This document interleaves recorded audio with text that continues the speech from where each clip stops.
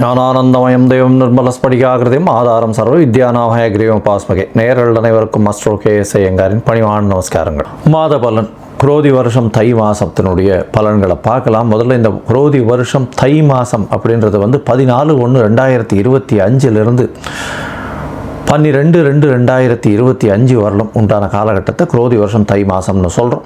இந்த மாத பலனில் பொதுவாகவே நம்ம சௌரமானம்னு சொல்லக்கூடிய சூரியன் ஒரு ராசியிலிருந்து அடுத்த ராசிக்கு மாறுறதை வச்சு தான் மாதத்தை வைத்து குறிப்பிடுறோம். நம்ம இந்த மாத பலன் முதல்ல இந்த மாதத்தினுடைய கோல்சாரம் என்ன, அதற்கு பிறகு இந்த மாதத்தில் வரக்கூடிய மாற்றங்கள், அதாவது வேகமாக செல்லக்கூடிய மாத கிரகங்களுடைய மாற்றங்கள், அது தவிர இந்த மாதத்தில் வரக்கூடிய விசேஷ நாட்கள் அப்படின்றத பார்க்கலாம். இந்த மாதத்தினுடைய கோல்சாரம் அப்படின்னு பார்த்தாலேயானால் ரிஷபத்தில் குரு வக்கரத்திலையும், கடகத்தில் செவ்வாய் வக்கரத்திலையும், கன்னியில் கேது, தனுசுவில் புதன், மகரத்தில் சூரியன், கும்பத்தில் சனி சுக்கிரன், மீனத்தில் ராகு. இந்த மாதத்தில் பார்த்தாலேயானால் வரக்கூடிய மாற்றங்கள் அப்படின்னு சொல்லக்கூடியது 18ஆம் தேதி 18/1/2025 அன்னைக்கு செவ்வாய் வக்கரகதியில் மிதுனத்துக்கு போகிறார். அதாவது புனர்பூசம் 1ஆம் பாதத்துக்கு போகிறார். அதற்கு பிறகு பார்த்தாலேயானால் 19ஆம் தேதி அன்னைக்கு மகரத்தில் புதன், அதாவது 19ஆம் தேதி மாதம் பிறந்து ஒரு 4-5 நாள்லேயே புதனும் சூரியனோடு சேர்ந்து இருக்கக்கூடிய காலகட்டம். அதற்கு பிறகு இந்த மாதத்தில் 28/1/2025 சுக்கிரன் கும்பத்திலிருந்து மீனத்தில் போய் உச்சமாறார், ராகுவோட சேர்க்கை. அதற்கு பிறகு இந்த மாதத்தில் 5/2/2025 அன்னைக்கு புதன் கும்பத்திற்கு சனியோடு சேர போகிறார். இது இந்த மாதத்தினுடைய கோல்சார மாற்றங்கள், இந்த மாதத்தினுடைய மாத கிரகங்களுடைய மாற்றங்கள். இந்த மாதம் பிறக்கிறது அப்படின்னு பார்த்தோம்னா மகர மாதம், அதாவது 14ஆம் தேதி மதியம் 2:55 தான் மாதம் பிறக்கிறது. அதனால் உத்தராயணம் புண்ணிய காலம் அப்படின்னு ஆரம்பிக்கிறதே உத்தராயணத்துக்கு மகர மாதத்துக்கு சூரியன் போகிறதே மத்தியானம் 2:30 மணிக்கு மேலே தான். அதனால் தை பொங்கல் வைக்கக்கூடிய நேரமும் நான் உங்களுக்கு பார்த்து இன்டிமேட் பண்ணுறேன். சரி, இந்த மாதத்தில் வரக்கூடிய விசேஷ நாட்கள் என்ன அப்படின்னா, இந்த மாதம் பிறந்த உடனே 14ஆம் தேதியே தைப்பொங்கல் மிகவும் விசேஷம். உழவர்களுக்கெல்லாம் பெரிய ஏற்றத்தை கொடுக்கக்கூடியது உத்தராயண புண்ணிய காலம்னு சொல்கிறோம். அதுக்கப்புறம் 15ஆம் தேதி மாட்டுப்பொங்கல், காணும் பொங்கல்னு சொல்லுவாங்க. ரிலேட்டிவ்ஸ் எல்லாரையும் கூப்பிட்டு வச்சு, அதாவது ரிலேட்டிவ்ஸ்னால் அக்கா தங்கைகள் எல்லாருமே அந்த காலகட்டத்தில் பிடி வச்சு அதன் மூலியமாக ஒரு என்ன சொல்கிறது, ஒரு ஒற்றுமை, அதை தவிர ஒரு எல்லாருமே ஒன்றா இருக்கக்கூடிய காலகட்டமாக அமையிறது. இந்த மாதத்தில் பார்த்தோம்னா உத்தராயணம் அப்படின்றதுனால தேவர்களுக்கு பகல் பொழுதாக சொல்லக்கூடியது. அதனால் ஒரு பெரிய ஏற்றமான விஷயம். எல்லா விஷயங்களும் இந்த மாதம் மொத்தமே பார்த்தோம்னா நிறைய முகூர்த்தங்கள் நல்லபடியாகவே இருக்கும். அதாவது பொதுவாகவே தை மாதம்னு சொன்னோம்னா முகூர்த்தங்கள் அதிகமாக இருக்கக்கூடிய காலகட்டம். இந்த வருஷம் சற்று கம்மியாக இருக்கும். ஏன்னா குருவும் வக்கரகதியில் செவ்வாயும் வக்கரகதியில் இருக்கிறதுனால இந்த முகூர்த்தங்கள் பார்த்து வைக்கிறது கொஞ்சம் கஷ்டமாக இருக்குது. கொஞ்சம் பார்த்து இது பண்ணுறது நல்லது. ஏன்னா 2 கிரகங்களும் ரொம்பவும் முக்கியமான கிரகங்கள் திருமணத்தை பொறுத்தவரையிலும். அந்த 2 கிரகங்களும் வக்கரத்தில் இருக்கிறதுனால சற்று இந்த முகூர்த்த தினங்களுக்கு சற்று பின்னடைவு இருக்கிறதா பார்க்குறேன். அடுத்தது பார்த்தீங்கன்னா இந்த மாதத்தில் தியாகராஜ ஆராதனை, அதாவது சத்குரு தியாகராஜர் அப்படின்னு திருவையாறில் அவருடைய ஆராதனை விழா நடக்கும். அதாவது பஞ்சரத்ன கீர்த்தனை இதெல்லாம் ரொம்ப அபூர்வமாக அதிசயமாகவும் நடக்கக்கூடிய காலகட்டமாக அமைய போகிறது. இந்த வருஷம் பார்த்தோம்னா அது தியாகராஜ ஆராதனை 18/1/2025 அன்னைக்கு இது வருது. அதற்கு பிறகு பார்த்தோம்னா 21ஆம் தேதி அன்னைக்கு 21/1/2025 அன்னைக்கு அஷ்டகான்னு போட்டிருக்கும். அதாவது அஷ்டகா அன்வஷ்டகா அப்படின்றது சப்தமி அஷ்டமி நவமி இந்த 3 தினங்கள் மார்கழி தை மாசி பங்குனி இந்த 4 மாதங்களும் தர்ப்பணம் பண்ணுறது. இந்த வருடத்திற்கு 96 தர்ப்பணம்னு சொல்லக்கூடியதில் இந்த 12ம் அடங்கும். அது ரொம்ப முக்கியமான விஷயம். இதை தவிர பார்த்தாலேயானால் இந்த மாதம் இந்த தை மாதத்தில் வாஸ்து புருஷன் கண் விழிக்கும் நேரம் வேறு வருது. மிகவும் விசேஷமான காலகட்டம். வாஸ்து புருஷன் கண் விழிக்கும் நேரம் அப்படின்னு சொல்லக்கூடியது 9:52 11:22 வரலும் இருக்கக்கூடிய காலகட்டம். இது சுமார் 90 நிமிஷங்கள், அதாவது 1 மணி நேரம் 30 நிமிஷங்கள் இருக்கக்கூடிய காலகட்டமாக இருக்குது. இந்த காலகட்டத்தில் பார்த்தாலேயானால் அதாவது வாஸ்து புருஷன் கண் விழிக்கிறார். கண் விழித்து அவர் வந்து காலை கடன்களை முடிக்கிறார், அதற்கு பிறகு குளிக்கிறார், அதற்கு பிறகு வந்து சாமிக்கு உண்டான பூஜை புனஸ்காரம் செய்கிறார், அதற்கு பிறகு அவர் வந்து சாப்பாடு அதாவது உண்ணும் அதாவது உணவு அருந்துதல், அதற்கு பிறகு தாம்பூலம் போடுதல், இந்த மாதிரி 5ஆக பிரிச்சிருக்கா. இந்த 5 விஷயத்தையும் 18 நிமிஷமாக வந்து இந்த 90 நிமிஷம் பிரிக்கப்பட்டிருக்கு. இந்த கடைசி 18 நிமிஷம் அப்படின்னு சொல்லக்கூடியது வந்து மிகவும் ஏற்றமான காலம் அப்படின்னு சொல்லக்கூடியது. அதாவது ரொம்பவுமே விசேஷமான காலம் அப்படின்னு சொல்லக்கூடியது. ஏன் அப்படின்னா இந்த கடைசி 18 நிமிஷம் அதாவது 36 நிமிஷம் அப்படின்னு சொல்லக்கூடியது நிச்சயமான வெற்றியை உங்களுக்கு தேடித்தரும். இது எதனுடைய வெற்றியை தேடித்தரும் அப்படின்னா, வாஸ்து புருஷன் கண்விழிக்கும் நாளில் இந்த மனைக்கால் ஊன்றது, அதை தவிர வந்து புதுசாக வந்து ஒரு வீடு கட்டுறது, வீட்டுக்கு உண்டான இது பத்திரங்கள் பதிவு பண்ணுறது, அதே சமயத்தில் வீட்டுக்கு உண்டான பேச்சுக்களில் வந்து அட்வான்ஸ் கொடுக்கறது, இந்த மாதிரி விஷயங்களும், புதுசாக வீடு கட்டணும்னு லேண்டு பார்த்து வச்சுருக்கீங்கன்னா லேண்டுக்கு வந்து பூஜை போடுறது, மனை பூஜை போடுறது, புதுசாக ப்ராஜெக்ட் எதாக இருந்தாலும் ஆரம்பிக்கிறது, இதெல்லாம் வந்து ஒரு பெரிய ஏற்றத்தை உங்களுக்கு கண்டிப்பாக கொடுக்கும். அந்த ப்ராஜெக்டில் எந்த ஒரு பிரச்சனையும் வராத அளவுக்கு நல்லபடியாக நடக்கக்கூடிய காலகட்டமாகவே நிச்சயமாக அமையும். அதற்கு பிறகு இந்த மிகவும் முக்கியமான நாள் அப்படின்னு சொல்லக்கூடியது 29/1/2025, அதாவது தை அமாவாசை, உத்தராயண புண்ணிய காலத்தின் முதல் அமாவாசை. அதாவது தேவர்கள் பகல் பொழுதில் நடக்கக்கூடிய முதல் அமாவாசை. எப்பொழுதுமே தை மாதம், ஆடி மாதம், அதுக்கப்புறம் புரட்டாசி மாதம், இந்த அமாவாசையெல்லாம் ரொம்பவும் விசேஷம். இந்த அமாவாசைகள்லாம் பித்ருக்கள் நம்மளுடைய லோகத்துக்கு வந்து நம்மளோட சேர்ந்து இருக்கிறதா வந்து ஐதீகம். அதனால் வந்து இந்த அமாவாசைக்கு தாய் தந்தையர் இல்லாதவர்கள் கண்டிப்பாக பித்ருக்களுக்கு கொடுக்க வேண்டிய அவர்களுக்கு தர்ப்பணங்கள், அதை தவிர பித்ருக்களுக்கு சேர வேண்டிய விஷயங்களை வந்து பண்ணுறதும், அதை தவிர அருகில் இருக்கக்கூடிய இந்த கோவிலுக்கு போயிட்டு வர்றதும் அதன் மூலியமாக நல்ல ஒரு ஏற்றம் கிடைக்கக்கூடிய காலகட்டம்.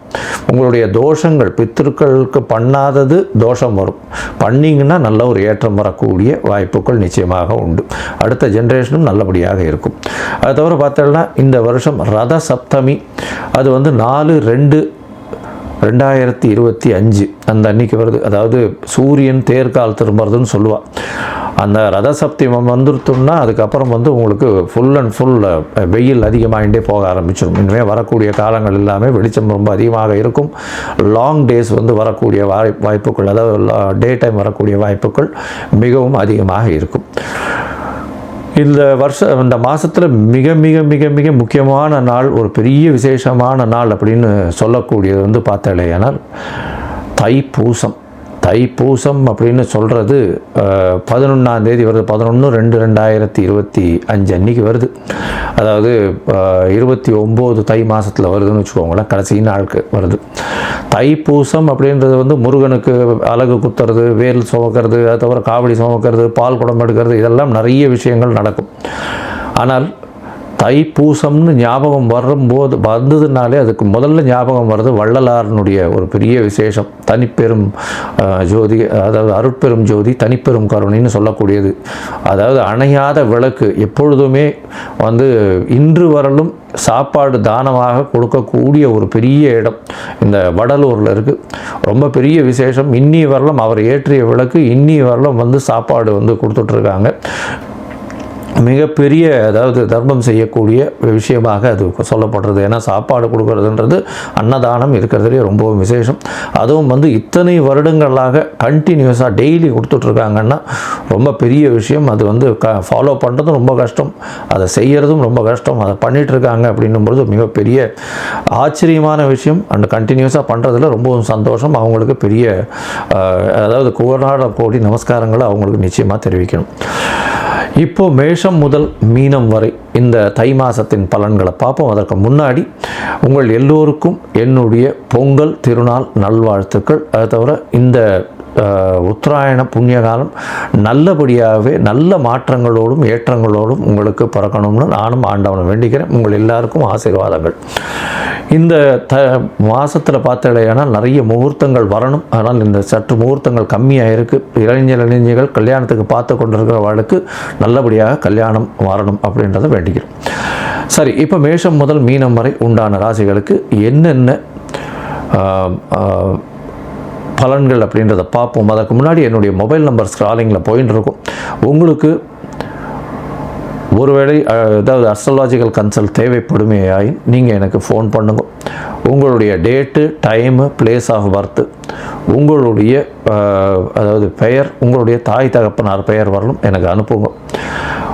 என்னுடைய கட்டணம் என்னன்னு சொல்கிறேன், அந்த கட்டணத்தை அனுப்புங்க. அதற்கப்புறம் நீங்கள் உங்களுடைய ஜாதகத்தை போட்டுட்டு அதில் சந்தி இருக்கான்றதை பார்த்துட்டு, பொதுவாகவே நான் பார்க்கும்பொழுது அந்த சந்தியிலேயே நிறைய பேர் சந்தியிலேயே ராசி தெரியாமையோ நட்சத்திரம் தெரியாமையோ இருக்கா.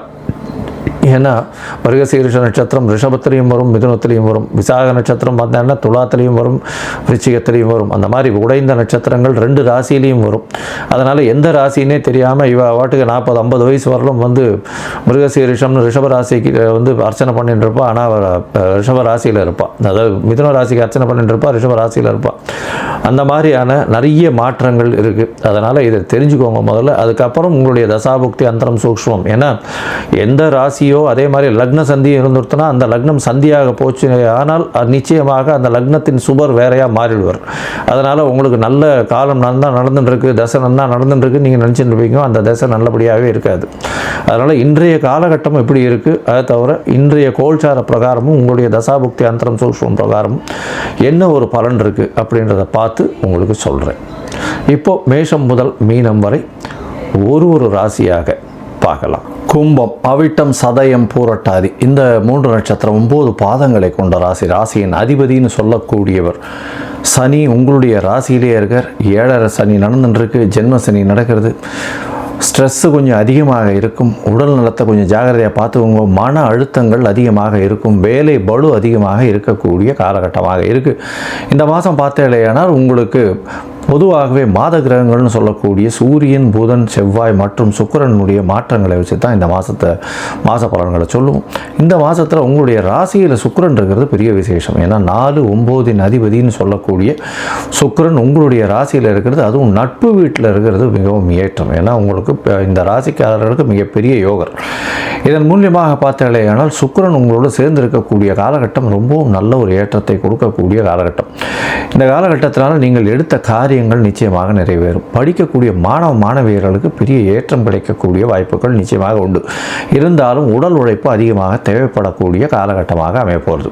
உங்களுடைய ராசிக்கு பார்த்தாலேயானால் 2ஆம் இடத்தில் ராகு பகவான் இருக்கார். அதனால் பேச்சில் கொஞ்சம் கட்டுப்பாடோடு இருங்கோ, ஜாகிரதையாக இருங்கோ. ஆனால் பண வரவிற்கு பஞ்சம் இருக்காது. ராசிக்கு 4ஆம் இடத்துல குரு வக்கரகதியில் இருக்கார். அதன் மூலியமாக தாயின் உடல்நிலையில் சற்று பின்னடைவு இருக்கும். புதிய வீடு மனை வாங்குவதற்கு பார்த்து கொண்டிருப்பவர்களுக்கு சற்று தடங்கள் ஏற்படக்கூடிய வாய்ப்புகள் இந்த வாரத்தில் உண்டு. ராசிக்கு 6ஆம் இடத்துல செவ்வாய் வக்கரகதியில் இருக்கார் இந்த மாதம் ஆரம்பிக்கும்பொழுது. இதன் மூலியமாக பார்த்தாலேயானால் உங்களுடைய முயற்சிகள் எல்லாம் வெற்றி பெறக்கூடிய வாய்ப்புகள் நிச்சயமாக உண்டு. உங்களுடைய ராசிக்கு பார்த்தாலும் 8ஆம் இடத்துல கேத்து இருக்கிறதுனால மறைந்த இடத்துலேருந்து திடீர் பொருள் சேரக்கூடிய வாய்ப்புகள் நிச்சயமாக உண்டு. அது தவிர வெளியூர், வெளிநாடு, வெளி மாநிலம் போயிட்டு வரக்கூடிய சித்தர்கள், யோகிகள் இருக்கக்கூடிய இடத்திற்கு போயிட்டு வரக்கூடிய வாய்ப்புகள் இந்த மாதம் உங்களுக்கு நிச்சயமாக உண்டு. ராசிக்கு 11ஆம் இடத்தில் புதன் 11ஆம் இடத்துல இருக்கிறதுனால நல்ல ஒரு ஏற்றமாக இருக்கும். ஏன்னா 5, 8 அதிபதினு சொல்லக்கூடியவர். படிக்கக்கூடிய மாணவர்களுக்கு நல்ல ஒரு ஏற்றம். எடுத்த எந்த ஒரு விஷயத்திலையும் வெற்றி கிடைக்கக்கூடிய காலகட்டமாக அமையப்போகிறது. ராசிக்கு 12ஆம் இடத்துல சூரியன் இருக்கிறதுனால தூக்கத்தில் பிரச்சனை வரக்கூடிய வாய்ப்புகள் உண்டு. உங்களுடைய அயன சயன சுகஸ்தானம் நிச்சயமாக பாதிக்கும். 7ஆம் அதிபதி 12ஆம் இடத்துல இருக்கிறதுனால பார்ட்னர்ஷிப் பிஸ்னஸ் சற்று பின்னடைவு இருக்கும். தேவையற்ற செலவுகள் கொஞ்சம் அதிகமாக இருக்கக்கூடிய வாய்ப்புகள் நிச்சயமாக உண்டு. இந்த மாதத்தில் பார்த்தாலேயானால் உங்களுடைய ராசிக்கு 11ஆம் இடத்துல இருக்கக்கூடிய புதன் உங்களுடைய ராசிக்கு 12ஆம் இடத்துக்கு வர. இதன் மூலியமாக பார்த்தாலேயானால் 5ஆம் அதிபதி 12ஆம் இடத்துல வர்றதுனால கண்டிப்பாக சிறு சிறு செலவுகள் குழந்தைகளுக்கு செய்ய வேண்டிய காலகட்டமாக அமையும். அது தவிர பார்த்தாலேயானால் வெளிநாடு, வெளியூர் போயிட்டு வரக்கூடிய பாக்கியம் நிச்சயமாக கிடைக்கக்கூடிய காலகட்டமாக அமையப்போகிறது. திடீர் பிரயாணங்கள் ஏற்படக்கூடிய வாய்ப்புகள் நிச்சயமாக இருக்கும். இது 19/1/2025 புதன் 12ஆம் இடத்துக்கு வரார். அதற்கு பிறகு பார்த்தாலேயானால் உங்களுடைய ராசி ராசியில் இருக்கக்கூடிய சுக்கிரன் உங்களுடைய ராசிக்கு 2ஆம் இடத்துக்கு போகிறார். பேச்சில் நல்ல நளினம் இருக்கும், வேகம் அதிகமாக இருக்கும், எடுத்த காரியங்களில் நிச்சயமாக வெற்றி கிடைக்கும். ஏன்னா 2ஆம் இடத்துல சுக்கிரன் உச்சம் பெற்று போய் வேற இருக்கார். இதன் மூலியமாக படிக்கக்கூடிய மாணவர்களுக்கு பெரிய ஏற்றம் கிடைக்கும். எந்த ஒரு விஷயத்தை தொட்டாலும் அதில் வெற்றி நிச்சயமாக இருக்கக்கூடிய காலகட்டமாக அமையும். இதற்கு மேலே பார்த்தேனால் 4ஆம் அதிபதியும் 2ஆம் அதிபதியும் பரிவர்த்தனை அமையறதுனால நல்ல ஒரு ஏற்றம் இருக்குது. என்னென்னா படிக்கக்கூடிய மாணவர்களுக்கு பெரிய ஏற்றம், பணவரவிற்கு பஞ்சம் இருக்காது, எதை தொட்டாலும் பணம் வரும். அதை தவிர தாயின் உடல்நிலையில் நல்ல ஒரு ஏற்றம் இருக்கக்கூடிய காலகட்டமாக இருக்கும். புதிய வீடு மனை வாங்கக்கூடிய பாக்கியமும் இந்த மாதத்தில் வரும் 28/1/2025 மேலே. உங்களுடைய ராசிக்கு பார்த்தேனால் 6ஆம் இடத்தில் இருக்கக்கூடிய செவ்வாய் வக்கரகதியில் இருக்கிறவர் அதே வக்கரகதியில் பின்னோக்கி சென்று அதாவது மிதுனத்துக்கு போகிறார், அதாவது 5ஆம் இடத்துக்கு போகிறார். இந்த காலகட்டத்தில் பார்த்தேன்னா உங்களுடைய ராசிக்கு 3 பத்தின் அதிபதினு சொல்லக்கூடியவர் 5ஆம் இடத்துல போய் இருக்கிறதுனால தொழிலில் உங்களுக்கு புதிய பதவி புகழ் அந்தஸ்து கௌரவம் வரக்கூடிய வாய்ப்புகள் நிச்சயமாக இருக்கும். அது தவிர குழந்தைகள் மூலியமாக சிறு சிறு பிரச்சனைகள் இந்த கும்பராசிக்காரர்களுக்கு வரும். அது தவிர இந்த விளையாட்டு சம்பந்தமான விஷயங்களில் கொஞ்சம் அதிகமான நாட்டங்கள் இருக்கக்கூடிய காலகட்டமாக இருக்கும். எழுத்து பணியில் இருக்கிறவங்க, அது தவிர பார்த்தேனால் இந்த கலைத்துறையில் இருக்கிறவங்க, அரசியல் துறையில் இருக்கிறவங்களுக்கு நல்ல ஒரு ஏற்றம் கிடைக்கக்கூடிய காலகட்டம். உங்களுடைய ராசிக்கு இரும்பு சம்பந்தப்பட்ட துறைகளில் இருக்கிறவங்க, மெக்கானிக்கல், ஏரோநாட்டிக்ஸ், ஏரோஸ்பேஸ், அது தவிர இந்த எலக்ட்ரிக்கல், எலக்ட்ரானிக்ஸ், இந்த மாதிரியான துறைகள் இருக்கிறவங்களுக்கு பெரிய ஏற்றம் கிடைக்கக்கூடிய காலகட்டமாக அமைப்போகிறது. உங்களுடைய ராசிக்கு பார்த்தேனால் இந்த மாதம் எல்லா விதமான ஏற்றங்களும் உண்டு, எல்லா விதமான முயற்சிகளும் உங்களுக்கு ஒரு வெற்றியை கொடுக்கக்கூடிய காலகட்டம். இருந்தாலும் சில நாட்கள் இந்த முயற்சியை தள்ளி போடுவது நல்லது அப்படின்றத சொல்கிறோம். அந்த சில நாட்கள் சந்திராஷ்டம நாட்கள் அப்படின்றத சொல்கிறோம். இந்த சந்திராஷ்டம நாட்கள் உங்களுடைய ராசிக்கு எப்போ வருது அப்படின்னா அதாவது 18/1/2025 20/1/2025 வரலும் உண்டான காலகட்டம் சந்திராஷ்டம நாட்கள்னு சொல்கிறோம். சந்திர பகவான் மதிகாரகன் மறைந்திருக்கக்கூடிய காலகட்டத்தில் சந்திராஷ்டம காலம்னு சொல்கிறோம். இந்த காலகட்டத்தில் நீங்கள் கண்டிப்பாக அந்த எடுத்த வேலையை செய்ய வேண்டும் அப்படின்னா சந்திரனுக்கு உண்டான எளிய பரிகாரம்னு சொல்லக்கூடியது இந்த நீர் இல்லைன்னா அதாவது அருகில் இருக்கக்கூடிய விநாயகருக்கு ஒரு 5 குடம் தண்ணி அபிஷேகத்துக்கு கொடுத்துட்டு போங்க. அது தவிர பார்த்தோம்னா நெல் இல்லைன்னா பச்சரிசி இந்த மாதிரி விஷயமோ இல்லைன்னா தயிர் சாதம் கொடுத்துட்டு போங்க. சந்திராஷ்டமத்தின் தாக்கம் நிச்சயமாக குறையும். இந்த மாதம் பார்த்தேனால் உங்களுக்கு தை மாதத்தில் கண்டிப்பாக அருகில் இருக்கக்கூடிய சிவன் கோவிலில் காலபைரவரை வணங்கிட்டு வர்றது, அதை தவிர பிரத்யங்கரா தேவியை போய் வணங்கிட்டு வாங்கும். இந்த மாதம் உங்களுக்கு நல்ல ஒரு ஏற்றமும் மாற்றமும் வந்தே தீரும்.